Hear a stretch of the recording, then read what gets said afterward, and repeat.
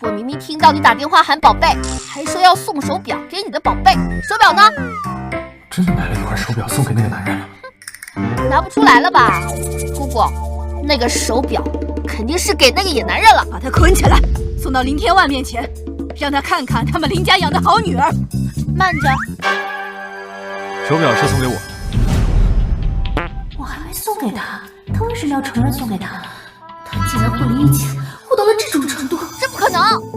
我明明听到他打电话喊那个人宝贝，还好那个男人说你在他心目中根本不重要。难道我的话你要质疑吗？